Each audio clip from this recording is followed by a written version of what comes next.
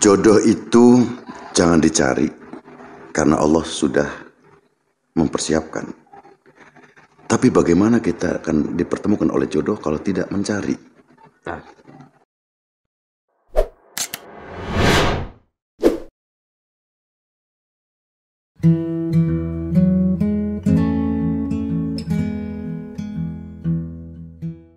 Masuk. Assalamualaikum, Abi. Gimana, sehat saya? Alhamdulillah. Biasa kebagian cuman aja, nambah-nambahin dikit aja. Abi ini kayaknya pakainya santai sekali nih ya.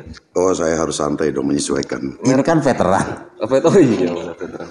Jadi Abi orang langsung di sini aja, Bi. Suaranya lebih enak. Jadi orang itu jangan terlalu terkungkung oleh penampilan. Pertanyaannya. Kalau terkungkung sebentar. Pertanyaannya kalau belum. terkungkung penampilan itu malah kita akan merasa terpenjara sendiri. Ya. Kalau terkungkung salah satu contoh begini. Agim lah itu ya. Saya nggak menyalahkan Agim. Ada segala contoh saja. Agim itu selalu atributnya begitu saja. Itu berarti dia sudah terkungkung dengan penampilannya. Maka ketika Agim pakai peci hitam, itu kelihatannya malah nggak enak dipandangnya itu. Orang udah terbiasa dengan itu. Makanya Quraish Shihab, kemudian Habib Lutfi, kadang dia pakai jadi gonta-ganti, pakai yang hitam, kadang pakai pet, kadang pakai baret, kadang pakai apa. Biar orang itu nggak terkungkung, terpenjara dengan penampilannya sendiri. Tapi kan biasanya orang agak ciri khas nih, gitu. Suaranya kurang katanya kurang sini. Iya, ciri khas nggak apa-apa, diselingi juga. Diselingi juga. Ciri khas bukan berarti meninggalkan yang lainnya. Saya suka mancing, bukan berarti mancingnya pakai koko. Mancingnya pakai koko, kemudian setiap dapat ikan kemudian subhanallah. Subhanallah, yang enggak juga lah. Iya. Berarti ini namanya mancing yang syar'i. Atau ini gerah sekali nih. Yang contoh yang lain dong. Tuh kipasnya tuh. Mancing contoh yang lain. Mancing jangan pakai koko, itu kan nggak tepat ya. Ya, mancing nggak pakai koko, kemudian di mall juga kita kondisikan saja lah. Di mall kemudian pakai tasbih, buat tasbih, setiap pakai ada orang yang tank top. Subhanallah. Subhanallah ya. Subhanallah. Qala Allah Ta'ala fina. Ini kan nggak pas, itu dakwah yang nggak pas itu. Iya. Artinya harus bisa menyesuaikan situasi kondisi, terutama pakaian juga harus bisa menyesuaikan diri. Betul ya. Ini apa ini pembahasannya apa? Ini kebetulan kita ada di tema pelet dan cinta. Peletnya bukan untuk mancing nih, Abi Fahri. Jadi peletnya itu untuk yang biasa kalau orang membuat orang tertarik dengan kita. Kayaknya tadi dengar jawaban saya kayaknya. Dia sempat mendengarkan ya? Enggak ikut live enggak? Enggak ikut live ya. Jadi tidak ada bocoran sama sekali ya? Enggak ada. Enggak ada bocoran. Saya malu ngeliat adik saya sendiri yang tampil itu, malu, saya gengsi. Ini ada dari Uci_Sunengsih 29. Assalamualaikum Pak Ustaz. Wah, Pak Ustaz, saya mau tanya bagaimana cara meyakinkan kedua orang tua saya supaya jangan percaya masalah weton. Terima kasih. Wassalamualaikum. Mungkin Abi. Kalau masalah weton itu dipercaya sekali juga jangan, diabaikan juga jangan. Karena weton juga itu berasal dari golongan Wali Songo juga. Sama seperti begini, itu kan hari-hari baik semua. Kenapa kita harus milih hari yang ini? Sama, kita berdoa kepada Allah, itu kapanpun, itu bisa. Ya. Kenapa tapi orang itu dianjurkan oleh Rasulullah di sepertiga malam. Kalau kamu pengen mustajab atau pengen takarub kepada Allah, carilah sepertiga malam. Kamu doanya kan terkabulkan. Loh, katanya Allah itu maha mendengar, maha tahu. Kenapa enggak setiap saat saja kita doa? Ya kan? Ya. Kita mencari waktu yang tepat. Ketika orang-orang tidur kita bangun. Satu itu. Yang kedua, analoginya begini. Saya mau sowan ke rumah Mbah Maimun, guru saya. Kira-kira jam berapa ya kita ke sana? Jam berapapun insya Allah diterima oleh Mbah Mun. Tapi saya pengen yang kira-kira saya tuh Mbah Mun senggang dan saya bisa berdialog langsung. Kalau pengen yang senggang, Mbah Mun itu dari mulai jam 5 sore sampai jam setengah 6 umpamanya begitu. Nah itu Mbah Mun itu sangat santai sekali. Di situ bisa kita bertemu langsung. Jangan sampai jam 2 malam ya. Jangan sampai jam malam, itu namanya ngajak Mbah Mun ronda. Kan nggak etis juga kan, artinya Mbah Mun ayo kita ronda. Itu nggak bagus.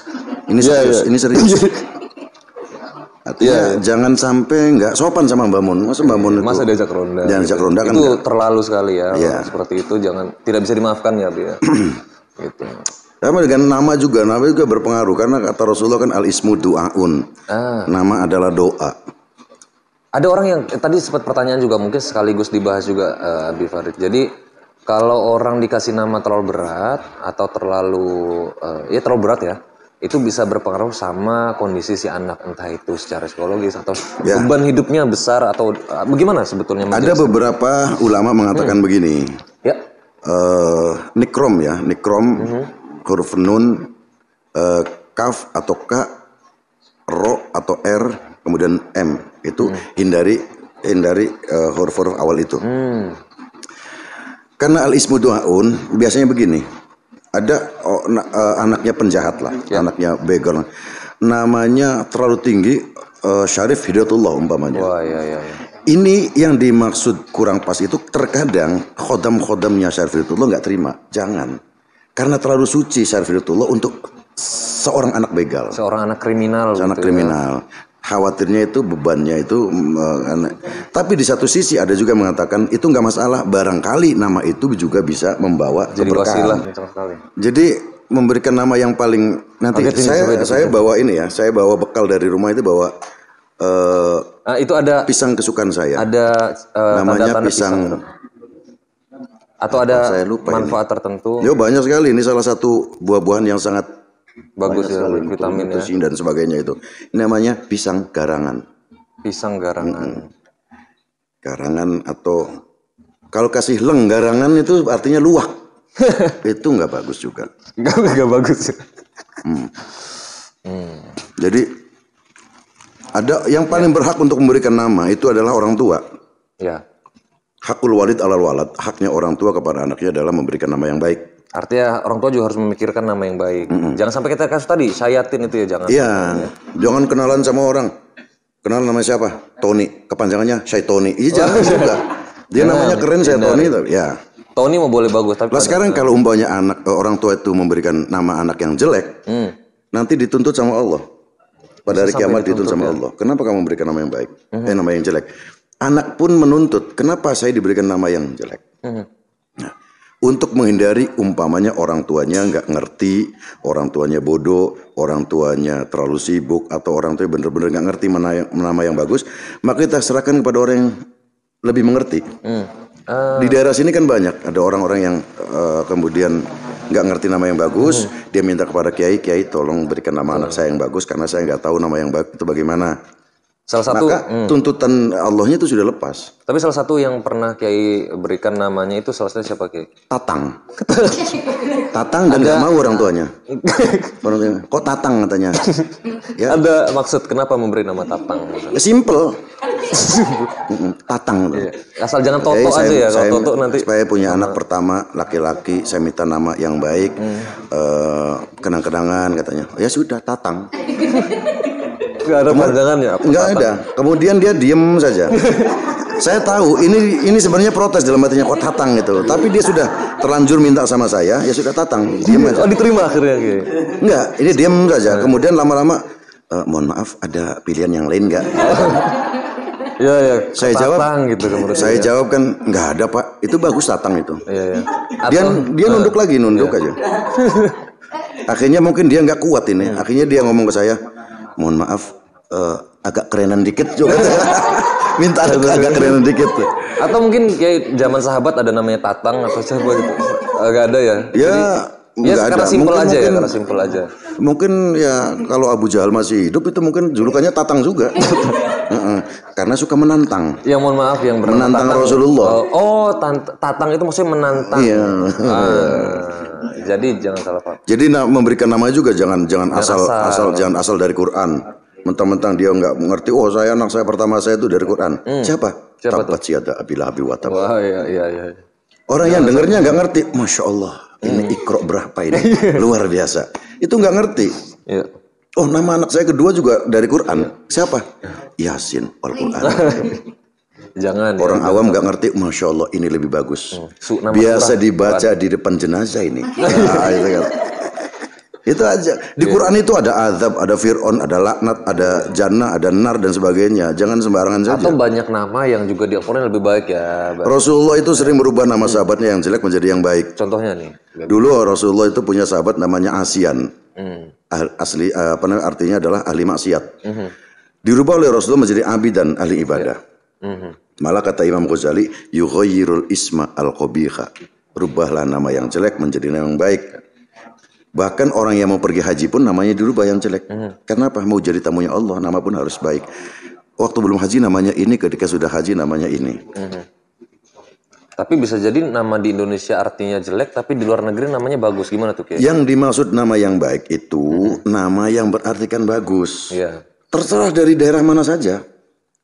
Namanya Selamat. Ya. Jangan memancing huru hara. Ya. Ada namanya Selamat Riyadi. Artinya apa? Dia selamat pada hari raya. Riyadin. Ya. Su artinya banyak. Harto artinya kaya. Artinya apa namanya? Duit, Harta. Banyak duit. Terbukti orang tuanya menamakan Soeharto berarti orang kaya. Jadi tapi ya tetap nama yang baik adalah yang Arab.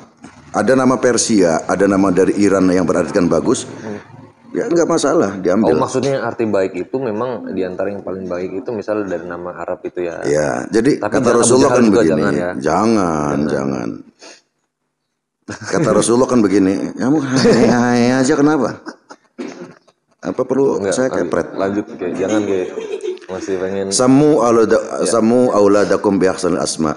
Innakum tad'una yaumal qiyamah bi asmaikum wa bi asma'i abaikum fakhsinu asmakum kata Rasulullah. Berilah nama anak-anakku yang bagus-bagus. Innakum tad'una yaumal qiyamah bi asmaikum, karena nanti pada hari kiamat Allah akan memanggil nama-nama yang baik wa bi asma'i abaikum, dan nama-nama orang tuamu. Bin siapa ini? Kalau sudah begitu berarti fakhsinu asmakum. Berikan nama yang baik. Abi, ada yang nanya, Bi. Jadi kalau kita juga ngasih nama itu lihat-lihat sikonnya, Mas Fabi. Kalau ngasih nama? Ya, lihat-lihat kondisinya lah. Pokoknya orangnya di gunung, rumahnya orang yang melarat, belum punya listrik, belum punya apa-apa. Kok namanya Hendrik? Ini kayaknya nggak pas ini. Atau Michael, jangan. Iya. Orangnya melarat, masih apa namanya belum punya apa-apa di gunung, terpencil, terpelosok. Kemudian manggil orang tuanya mami, papi. Ini nggak pas sebenarnya. Itu yang namanya Joni itu yang rambutnya disemir, pakai anting satu, pakai celana pendek, pergi ke Bali itu Joni. Jadi orang yang itu wajah. Iya. Kita emasnya satu lengan. Iya. Masuk ke ATM, mami. Oh, mami karena bawa emas. Pakai jas, pakai batik, naik mobil Mercy, pergi luar negeri, papi. Ini papi pas. Sekarang pokoknya kita masih BAB di sungai, nyuci di sungai, kok manggilnya mami papi itu kayaknya bukan nggak boleh. Bukan nggak boleh, tapi hati saya nggak nerima. Iya. Ini Bi ada nanya Bi. Assalamualaikum. Kamu maminya mana? Oh lagi makan berkat. Enggak kan pantas kan masa mami makan berkat. Oh iya. Enggak boleh ya? Yayu enggak boleh nih berarti. Iya. Oh, Yayu pas karena dia itu adalah punya IO. Oh, walaupun makan berkat enggak apa-apa ya. Enggak apa-apa. Ya, berkatnya berkat. Ini kok mana yang satunya ini adik saya nih? Meninggalkan begitu saja ini. Ini assalamualaikum, ada namanya Ahmad Farhan. Wah. Ya, Farhan, waalaikumsalam. Iya, salam buat Ahmad Farhan. Oh, assalamualaikum Kiai Farid, pengen nanya di Mertapada dan sekitarnya setiap ada di Mertapada setiap ada orang yang meninggal atau mayit yang lewat di depan rumah dan punya rumah itu menyirami jalan dilewati oleh mayat tersebut. Ini pertanyaan apa pernyataan? Pertanyaannya mbuh ini. Ini mbuh pertanyaannya. Ya. Lagi ngasih kabar ke saya gitu kayaknya. Iya nggak ngerti, saya juga nggak paham. Nanti Ahmad Farhan tolong dipanggil. Farhan nanti main aja ke rumah ngopi bareng sama saya. Ini Bang Tega. Oh ini Bang Tega. Wah bocah. Ini ada Umar Burhan lagi, Abi Farid, adakah bacaan kira-kira kita bisa berbicara di depan umum menjadi berwibawa? Oh, datanglah ke rumah saya. Caranya itu ya. Udah nggak ada acara. Makan pisang ya. Salah satunya makan Kayaknya pisang. nggak mau berbagi ilmu deh. Iya, ayo dong. Kita share itu. Kita ijazahi. Kita pakai juga ya Kita pakai juga. buat orang-orang itu. Iya. Ini pisang barang ini luar biasa. Ya kan gini ya, setiap pertanyaan itu harus dijawab secara utuh ya. gitu kan ya. Kalau seumpama ya datang aja ke rumah. Kalau orangnya di Taiwan, Gak apa-apa, transfer dulu. Oh maksudnya mah itu ya, Bi. Jadi nggak perlu datang. Jadi gini, Yang datang ya, ini mah. kalau zohirnya begini. Oh share nih, alhamdulillah. Jadi ada orang itu, ada yang ikhtiar dengan zohir dan batin. Oke, siap. Sekarang zohirnya begini, anggaplah orang depan gitu adalah lebih ilmunya di bawah kita. Iya. Satu itu. Kedua, anggaplah orang depan gitu adalah anak-anak. Oh itu triknya, Bi ya? Salah satunya. Ya. Kalau ternyata begini, kita naik panggung, kemudian di depan itu para ulama, dan kita punya pikiran bahwa, waduh, depan kita adalah ulama-ulama besar, maka kita sudah ngeredeg dulu. Ngeredeg itu artinya adalah Bergetar seluruh tubuh. bergetar, Ya. menggigil. Bergetarnya seluruh tubuh itu namanya deg-deg.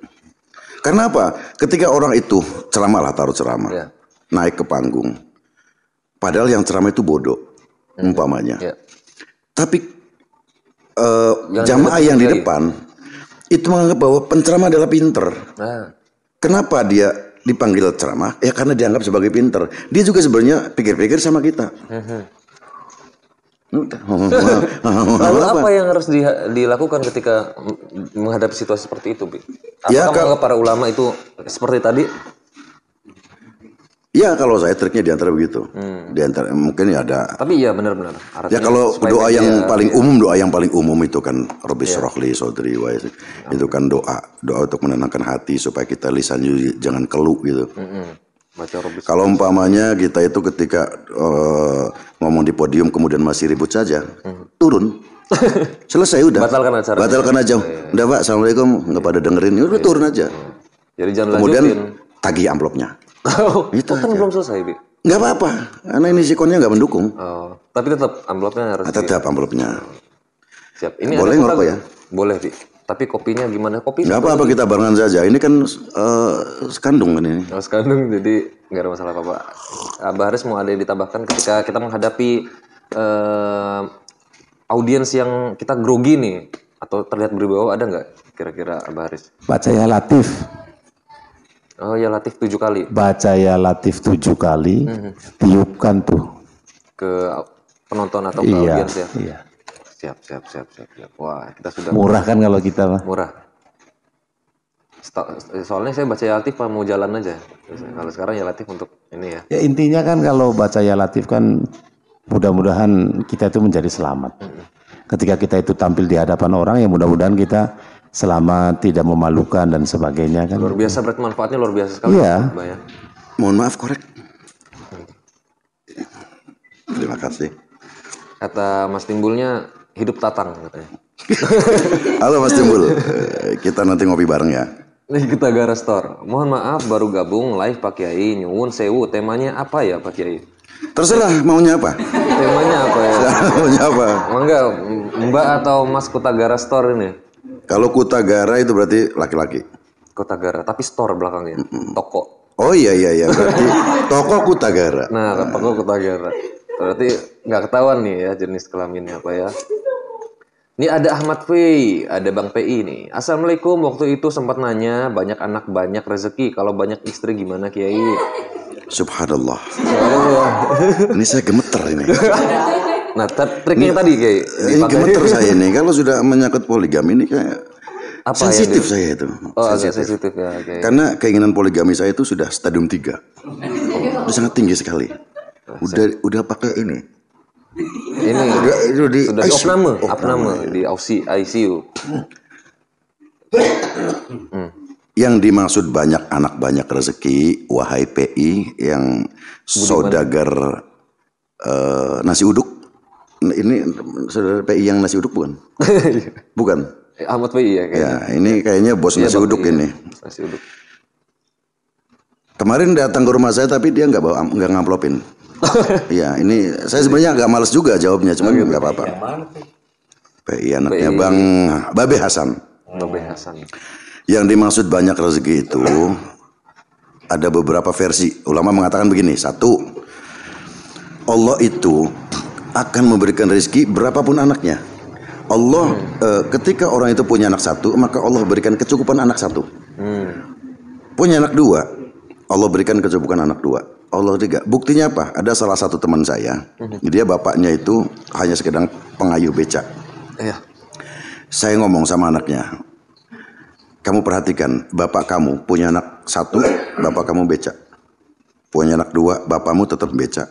Punya anak tiga, sampai 7 anaknya, bapaknya tetap becak. Logikanya, kebutuhan anak itu beda-beda. Yang satu naik SMA, kebutuhannya sekian. Yang satu kuliah, kebutuhannya sekian. Tapi anak bapakmu tetap becak. Ini membuktikan anak berapapun anak, Allah akan mencukupi. Semakin banyak itu maksudnya orang tuanya ditambahkan untuk membiayai anak. Yang pertama itu. Yang kedua, banyak anak rezeki itu ketika ketujuh anak ini berhasil semua, menjadi orang sukses semua, maka orang tuanya akan makmur. Setiap bulan dari anak pertama dia kirim duit, dari anak ketiga, kedua, keempat kirim duit tiap bulan, tiap setengah bulan, menjadi dia banyak rezeki orang tuanya. Jadi ada kembali. Dan lain-lain. Itu saja sudah. Abah Haris ada yang ditambahin, Abah Haris. Kira-kira apa yang dimaksud banyak anak banyak rezeki dan bagaimana dengan banyak istri gitu tadi? Banyak istri gimana? Gimana? Belum selesai. Sama. Allah juga akan memberikan nafkah, rezeki. Nggak mungkin begini. Dia punya anak istri satu, Allah cukupi buat istri satu. Kemudian dia bersih lagi.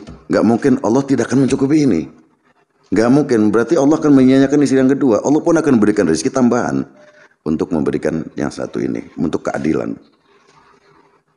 Pandangannya kok kayak sinis begitu. Jadi menyimak ini serius. Dan ada orang mengatakan manusia tidak bisa adil. Ya nggak bisa adil lah. Ada orang yang mengatakan wah nggak mungkin itu orang yang poligami itu dia merasa bisa adil padahal manusia nggak mungkin bisa adil. Ya manusia nggak bisa adil. Kalau manusia bisa adil apa bedanya dengan Allah? Betul. Satu itu.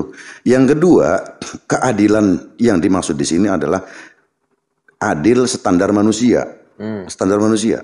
Betul. Contoh begini. Dalam pernikahan, dalam kasus apa, dalam kasus di pengadilan, kita harus menghadirkan saksi yang adil. Kemudian dihadirkan, kita tahu dari mana saksi ini adil.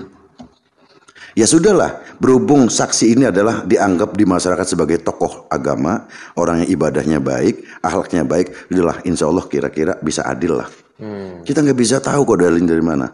Standar adilnya kan sulit ya. Dan kalau umpamanya keadilan istri pertama istri kedua, itu keadilan itu bisa gugur atas keikhlasan salah satu istri.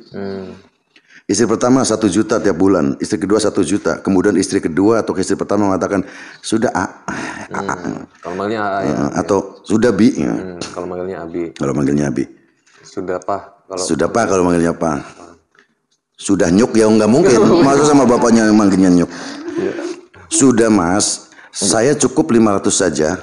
Buat yang pertama atau yang kedua itu 1 juta nggak apa-apa. Saya 500 saja. Maka kewajiban untuk 1 juta itu gugur atas keikhlasan istri. Laki-laki semuanya pengen lebih dari 1, bohong kalau umpamanya nggak pengen lebih dari 1. Bohong itu. Bohong. Apa hikmahnya di situ? Amatsna wa thulatsa wa ruba. Allah memberikan boleh 1 per 3. Karena Allah tahu nih laki-laki pengen lebih dari 1. Di samping Allah menciptakan manusia perempuan lebih banyak. Ketiga, fa illam ta'dilu fawahida. Kalau kata Allah, kalau kamu cukup takut nggak adil maka cukup 1. Jadi Allah nggak semata-mata memperbolehkan masalah. Allah kasih syarat adil. Tapi adilnya adil standar manusia. Sekarang istri pertama 1 juta, istri kedua 999. Timbang segitu mas udahlah, terima saja. Standar manusia udahlah terima aja, udah nggak apa-apa. Atau tinggal kasih 100 lah. Tapi bagi Allah kepada makhluknya ya nggak begitu. Pokoknya harus benar-benar adil. Harus benar-benar. Karena manusia itu tidak ada yang bisa adil seperti Tuhan ya. Abah Haris ada yang ingin ditambahkan banyak anak banyak rezeki. Iya, jadi kita jangan takut kalau banyak anak itu terus jadi repot ya. Jangan miskin gitu ya. Ya, wala taqtulu auladakum min imlakin nahnu narzukum wa iyyahum. Janganlah kamu membunuh anak-anak kamu karena takut kemiskinan. Kami akan memberi rezeki kepadamu. Itu kata Allah kan seperti itu ya. Itu sudah mewanti-wanti ya. Iya, jadi sudah diberikan rezekinya masing-masing kok. Bahkan yang namanya anak itu bisa membawa rezeki, menarik rezeki kedua orang tuanya. Itu bisa. Ya, ya, artinya jangan khawatir, jangan takut punya anak gitu ya Bu ya. Kasihan juga ya anaknya. Ya, masalah untuk banyak istri banyak rezeki. Ini kok kayak di kantor DPR gitu tuh. Iya. Banyak istri banyak rezeki begini Mas Fabi. Iya. Ada orang yang bilang bahwa syarat daripada pengen banyak rezeki maka harus menikah lagi gitu kan. Iya. Lah, kita percaya, ada yang percaya bahwa menikah lagi karena pengen rezekinya banyak. Ternyata rezekinya malah ambruk. Karena dia itu menghilangkan konteks awal dari pernikahan tersebut. Karena nikah tersebut itu jangan karena apa-apa, jangan karena meminta rezeki yang banyak, tetapi menikah itu karena Ibadah ya. sunnah. Karena sunnahnya Nabi kita menikah itu. Lah, karena kita menjalankan sunnahnya Nabi, maka kita akan mendapatkan rezeki yang banyak. Tapi kalau kita menikah hanya karena ingin rezeki, nggak dapet tuh. Iya. Nggak dapet itu karena Tujuan awal nikah tuh. iya, karena tujuan awal nikah an-nikahu sunnati, faman raghiba an sunnati falaisa minni. Jelas banget kan bahwa nikah itu adalah sunnah saya. Kalau orang tidak meninggalkan sunnah saya maka bukan dari saya, bukan dari termasuk dari golongan saya, kan seperti itu. Ini saya tambahkan, ada orang mengatakan saya poligami itu niru sunnah Rasul.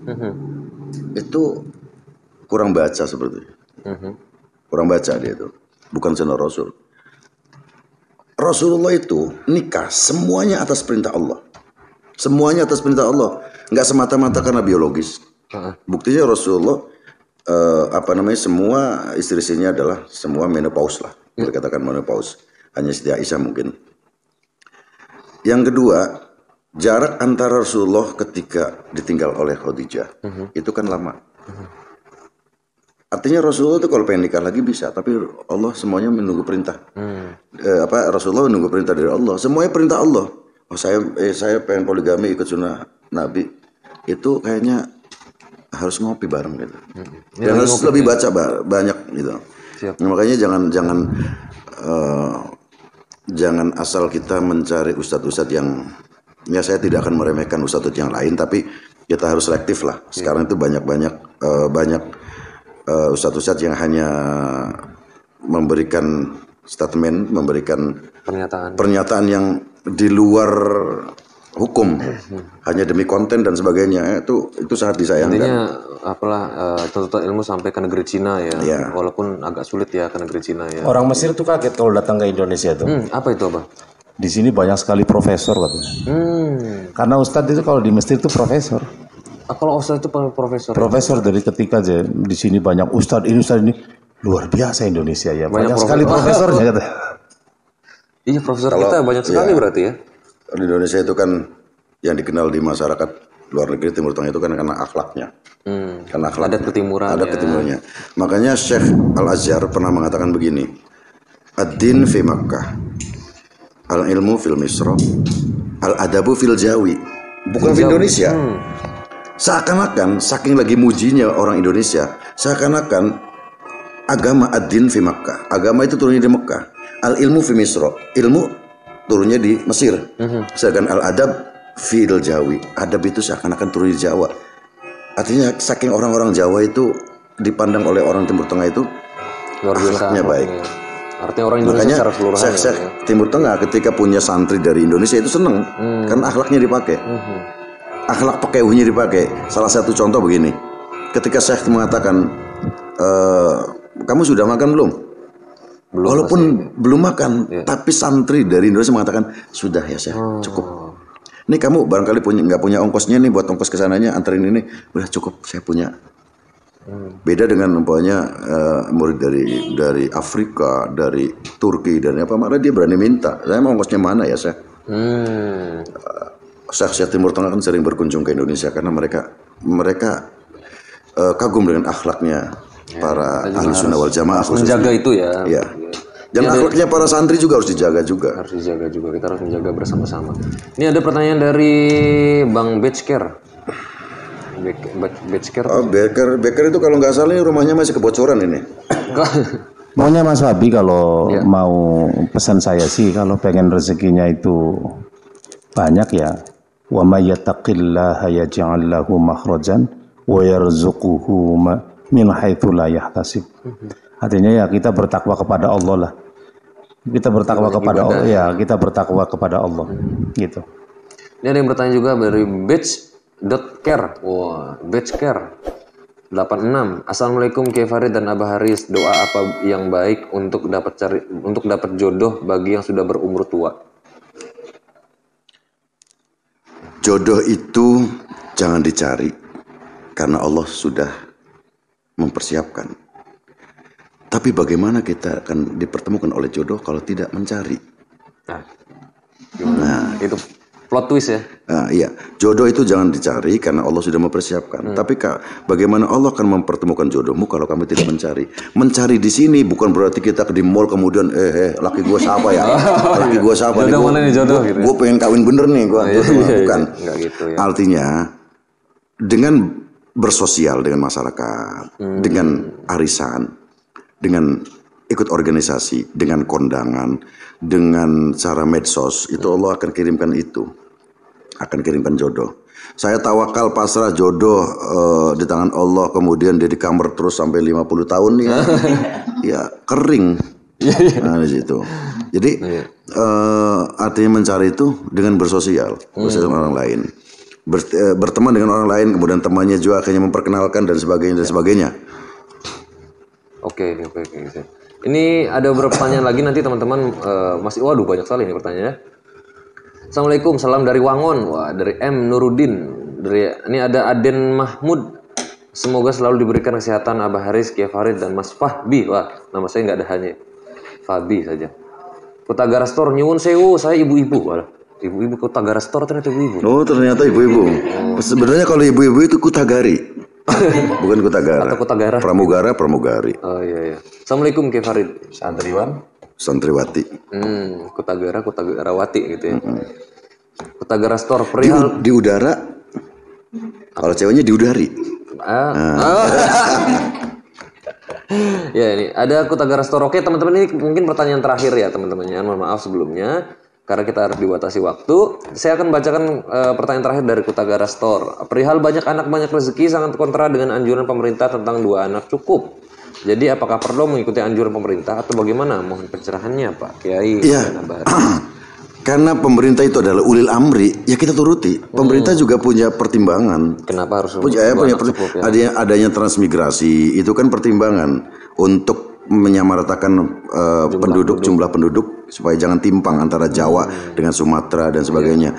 Karena ulil amri, ati Allah wa Rasul ulil amri. Kamu taatlah kamu kepada Allah dan Rasulnya walul amri. Walul amri di sini adalah salah satunya. Si Amri ya. Bukan si Amri yang anaknya emang dulu kipit. Itu menurut Amri. Jadi walul amri di sini punya kebijakan dan kebijakan pemerintah. Pemerintah juga kebijakannya orang Muslim kok. Pemerintah presiden sekarang juga Muslim. Orang-orang terdekatnya, Menteri Agama semua Muslim. Insya Allah kebijakan pemerintah juga melalui pertimbangan dari masukan-masukan para ulama, para MUI dan sebagainya. Nggak semata-mata melarang, tapi ini demi kesejahteraan yang lainnya. Apalagi sesuatu yang tidak haram, sesuatu yang haram pun ketika itu masyaqqat itu boleh. Al-masyaqqatu tajlibut taisir. Sesuatu yang berat itu bisa menarik kepada sesuatu yang mudah. Abah Haris ada yang mau ditambahin soal ini? Masalah pembatasan anak. Kalau membatasi anak saya kira tidak boleh ya. Tapi kita itu dalam memahami KB keluarga berencana itu kita tuh terpatok pada angka 2. Padahal arti daripada keluarga berencana itu merencanakan keluarga. Bukan untuk 2 saja. Tapi ketika kita punya anak, itu direncanakan. Makanya pemerintah itu menganjurkan punya anaknya 5 tahun sekali. 5 tahun. Karena direncanakan anak itu. Gitu.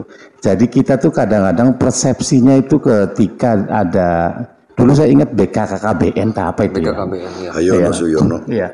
Itu menganjurkan untuk keluarga berencana dan fotonya itu 2 anak. Fotonya 2 anak. Sebetulnya bukan membatasi anak, tapi keluarga berencana itu merencanakan keluarga. Jadi anaknya itu bukan ditahan, tetapi dilet. Artinya jangan sampai diberikan jarak. Itulah mungkin pemahaman saya ya, pemahaman saya. Keren gitu. Kemudian begini, kalau itu datangnya dari pribadi masing-masing untuk membatasi anak dengan cara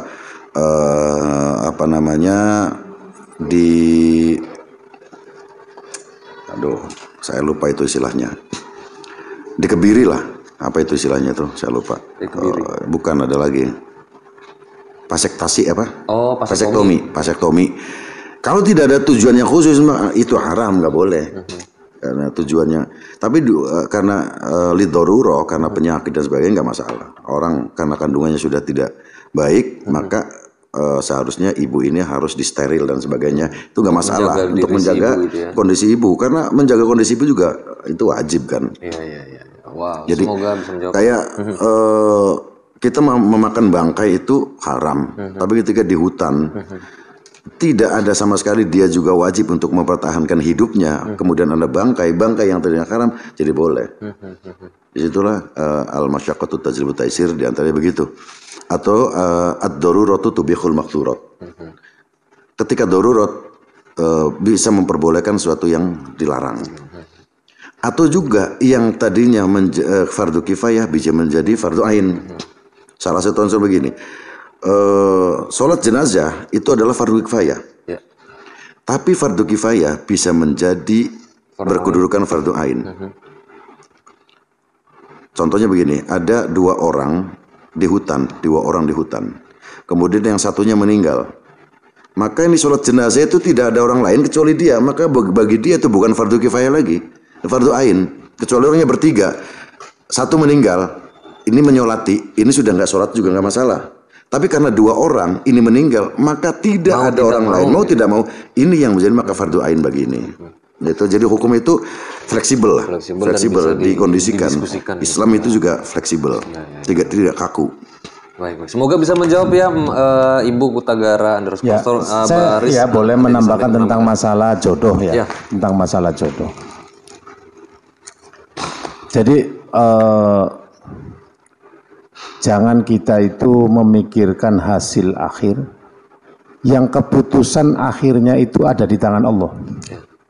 Contoh jodoh. Jodoh itu hanya Allah yang tahu. Tapi kita memikirkan jodoh, jangan memikirkan hasil akhirnya. Yang penting kita berusaha. Lah, saran saya, cobalah baca surat Wadduha. Surat Wadduha setelah habis sholat fardu. Dengan harapan Allah memberikan jodoh yang terbaik. Seperti itu. Tapi kita juga berusaha untuk kita itu berkenalan dan sebagainya. Sosialisasi tadi ya. Seperti itu, gitu. Jadi mudah-mudahan ya. Jadi Allah tuh nggak memberikan jodoh pada manusia tuh nggak satu, Mas Fabi. Mas Fabi umpama mau nikah dengan orang Jakarta ya, saya bocorkan dikit aja lah, gitu ya. Ketika Mas Fabi itu di ketika Mas Fabi itu berada di Kalimantan. Itu di sana pun ada jodohnya, di sana ada jodohnya. Ketika di Surabaya juga ada jodohnya. Jadi jangan takut kita tidak dapat jodoh. Kita kadang-kadang jodoh itu tidak cepat karena begini loh. Yang jadi permasalahan ya, yang sering jadi masalahan. Kita suka sama dia nggak suka. Ketika dia ada orang suka sama kita nggak suka. Yang sering terjadi kan seperti itu. Makanya banyak orang yang akhirnya nikahnya itu telat. Saya kira itu bukan karena tidak ada jodoh, tapi ketika jodoh itu datang, kita itu berusaha untuk untuk lari. Seperti contoh, nanti ajalah sayanya mau sukses dulu. Ya. Nanti sajalah setelah saya usia segi ya, menunda terus gitu. Akhirnya jadi tidak ada orang yang nikah tidak dipaksa. Saya pengen tahu orang nikah yang ikhlas saya menikah tuh gak ada. Ada orang rantang runtung terus pacaran, akhirnya dipaksa ke orang tuanya, daripada kamu timbul fitnah, udah kawin aja. Ya. Gitu kan? Ada juga. Ya sebenarnya bujangan dengan nikah itu enak bujangan loh. Kalau bukan karena syariat enak bujangan, makanya lagunya ada kan, enaknya jadi bujangan kan gitu. Mana ada yang larang itu membuktikan bahwa bujangan lebih bebas. Ya. Kalau bukan karena syariat, bukan karena kita pengen pahala, enak bujangan. Nggak ada orang yang enaknya lamaran, nggak ada. Nggak ada kan. Enaknya dipelamin, nggak ada. Enak bujangan, itu membuktikan bahwa bujangan. Cuman karena kita terikat oleh syariat, kita itu harus nikah. Supaya. Jadi saya tambahkan closingnya. Ya, closing statement ya. Closing statement begini. Ini ilmu, pemirsa. Ini ilmu yang kadang-kadang ini kelihatannya remeh, tapi sebenarnya ini berpengaruh untuk kita, untuk kehidupan kita. Kadang kita itu lisan, yang sering terjadi adalah karena sabkul lisan, karena terpleset lisan. Dalam satu keterangan begini, ini baik untuk teman-teman semuanya, baik untuk Kutagara, untuk juga untuk apa namanya? Yang pertama begini. Ada 6 kalimat yang kelihatannya remeh, tapi ini berdampak kurang baik terhadap kehidupan kita ke depan. Secara tidak sadar itu ya? Secara tidak sadar. Pertama begini. Ada orang, walaupun saya tidak urut ini, saya lupa urutannya ini, tapi yang 6 saya sebutkan satu-satu. Kalau ada orang yang punya prinsip, saya tidak mau nikah sebelum saya kerja. Ini sering terjadi, ya kan? Sering diucapkan oleh manusia, orang lah sering mengucapkan, saya tidak mau kerja sebelum saya kerja. Ya. Allah nggak seneng ini, Allah nggak seneng. Ternyata ketika Allah kirimkan jodoh terbaik, dia nolak karena dia belum kerja. Bisa jadi itu jodohnya sebenarnya. Sebenarnya itu jodohnya, cuman dia punya prinsip bahwa saya tidak mau nikah sebelum saya kerja. Itu salah. Lebih baik bahasanya diperhalus. Mudah-mudahan ada orang yang mau nerima saya padanya, walaupun saya belum kerja. Ini prinsip yang salah. Yang kedua,